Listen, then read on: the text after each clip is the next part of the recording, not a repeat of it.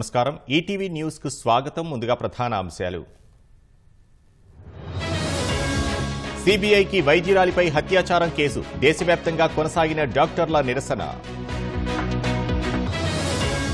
భయాందోళనలో బంగ్లాదేశ్ హిందువులు ఫిర్యాదుల కోసం హాట్ లైన్ ఏర్పాటు అదానీ అంశంపై జేపీసీ దర్యాప్తునకు డిమాండ్ ఈ నెల 22న దేశవ్యాప్తంగా కాంగ్రెస్ ఆందోళన వక్ఫ్ బోర్డు బిల్లుపై 31 మందితో జేపీసీ చైర్మన్ గా బీజేపీ ఎంపీ జగదాంబికా పాల్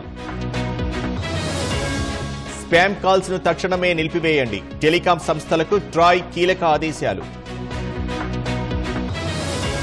భద్రతా మండలి శాశ్వత సభ్యత్వానికి భారత్ డిమాండ్ మోకాలడ్డుతున్న చైనా పాకిస్తాన్ ఇజ్రాయెల్పై ఇరాన్ దాడి తప్పదు హెచ్చరించిన అమెరికా నిఘా వర్గాలు బైడెన్ కంటే కమలా హ్యారిస్ అసమర్థురాలు మస్క్తో ఇంటర్వ్యూలో ట్రంప్ వ్యాఖ్యలు